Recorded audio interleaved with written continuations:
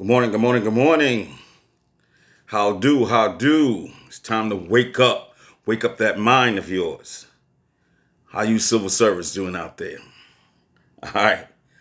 Okay, we're gonna move forward in this session to let's just say New York State Division of Human Rights. How they violated their due process. The key to everything is due process. You got to understand that the due process comes under fundamental fairness and fundamental rights. And your fundamental rights comes about the due process under your 5th and 14th Amendment.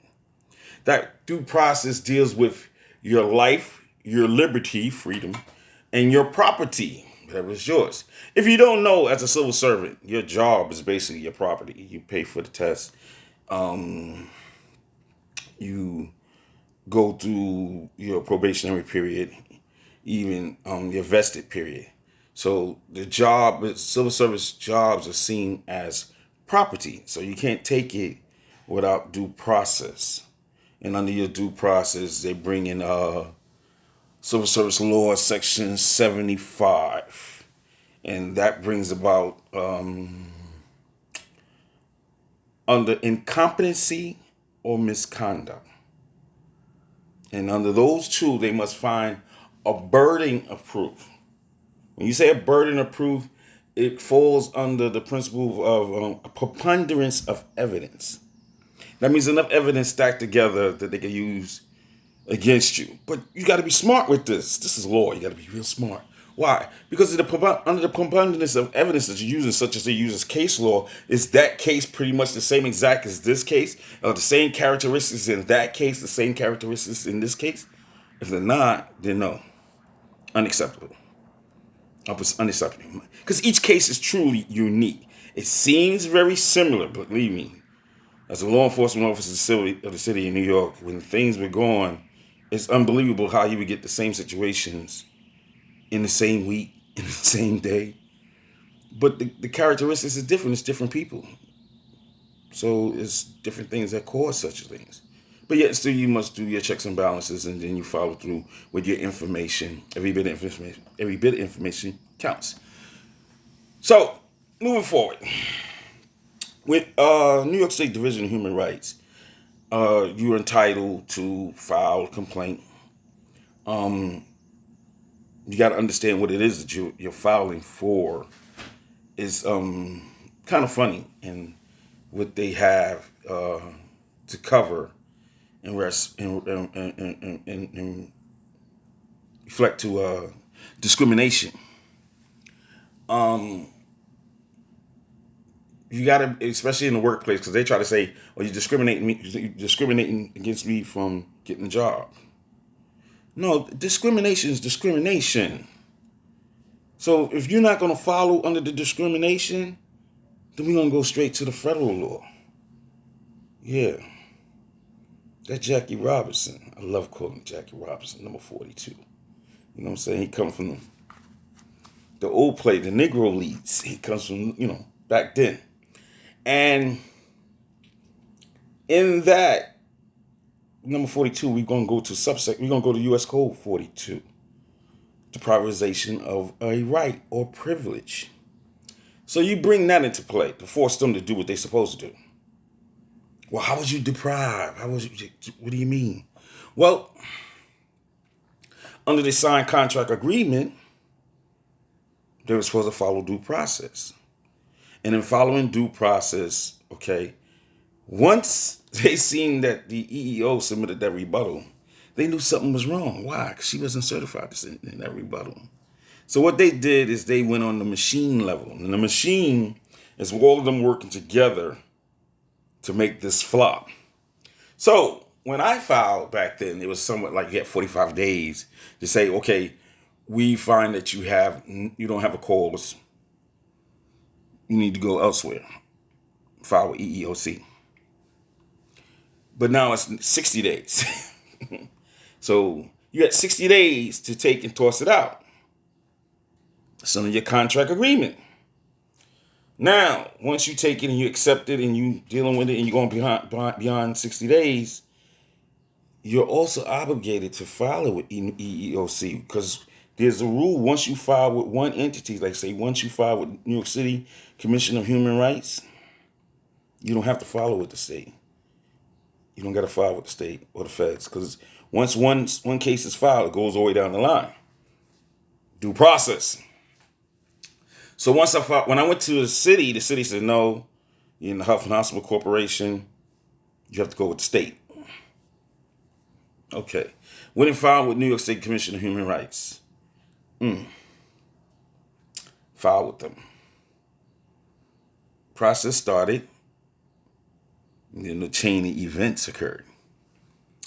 When, look, we gotta deny this guy, whatever, do whatever magic we can.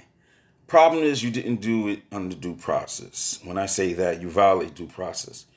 And as I'm not the only one for my facility that filed. It was several officers that filed. So I'm hearing from them that they got answers and they was basically turned down. They got an investigator, and they was turned down within that 180 days. Yes, 180 days. Right? So they were supposed to respond back to me within that 180 days and let me know. This is what we came up with. This is our answer. They failed to do that. They didn't assign an investigator to someone like 200. Excuse me. Like 2 years later. Basically 26 months later. Yeah. She rendered a decision 791 days later. 791 days later. Your decision was supposed to be rendered within 180 days. 791 days later. And said, well, I sent you a letter. You didn't send it. Well, you did. And said, well, that's it. We're not doing nothing. You're on your way. Really? What happened to that due process? Miss Cederman, what happened to that due process? All the guys who was with me who filed got them investigators down here in the city of New York. Why did I get one in Buffalo, New York? Buffalo. Well, they could give you one anywhere in the state of New York. Okay, fine. Okay, so I don't mind that. But let's play by the rules and regulations. You rendered a decision 791 days later. So people's like, well, what's the big deal about 791 days later? 791 days later is basically taking it out of the whistleblower's 2 years to appeal.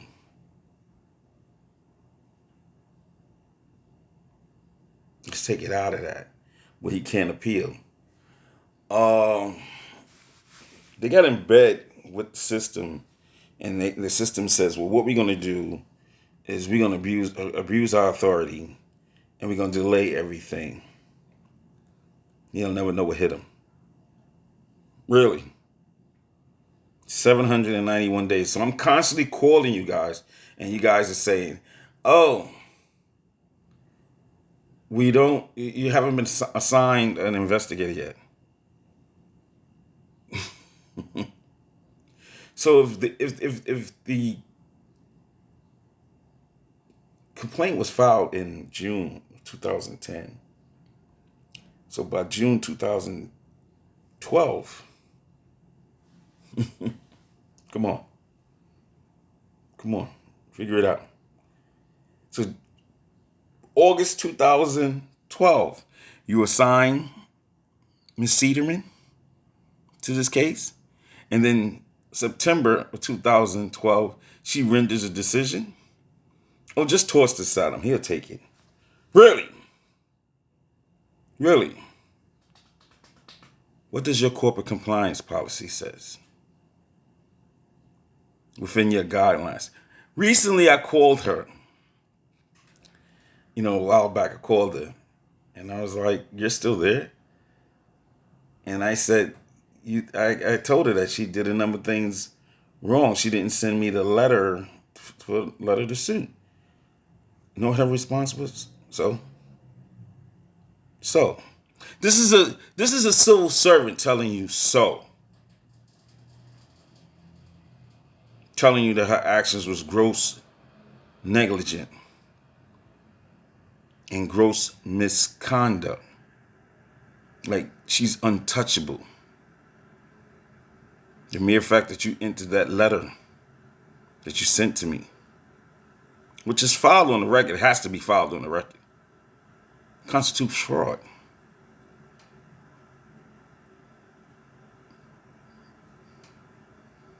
A contract entered in void is fraud. The actions that you did in violation of your corporate compliance should be reprimanded under due process as far as disciplinary actions. Based on the fact you known or reason to believe have known not to violate your corporate compliance policy, not to violate any New York State laws. You did this deliberately. Oh, he'll never know. Well, I'm doing this deliberately so people will know how to deal with people like you. With these unfair practices, this would constitute deceptive practices by a public servant. 195.0, right? Official misconduct. That would it be. I think the Public Integrities Bureau, that's with the state, that falls under the state attorney general, yeah, they need to investigate your matter. They need to investigate that based on your actions. Based on your actions. It's really funny. You see this little thing here? See this little thing? The simplest things that we do here in New York City, and we get caught, we're dealt with. The simplest little things we do, and we get caught on video or in our documents and the whole 9 years, we're dealt with. I believe the same responsibilities that happens to me should fall on you. Yeah. So that's that accountability, right? Or violations of due process, right? So that means your decision that you rendered is what? Under substantial and substantive right? It's void.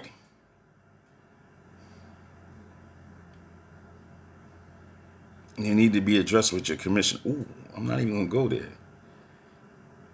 Who's the commissioner now? That's a good question. We need to be doing our job more efficiently in the whole 9 yards and stop using personal stuff in reference to giving somebody a helping hand, just brushing people off when we truly don't know the true facts. Especially if the system, that the facts are built up off of fraud. If not fraud, just abuse of authority. These people were abusing their authority, and they really don't care. And now that they're caught, they want to, help me out. Help me out. No, I'm going to use the system against you. Totally. I'm going to use policy and procedures against you and show how you step out of your policy and procedures, how you violate certain rules, regulations, and laws.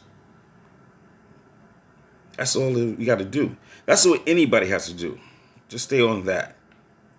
Because in closing,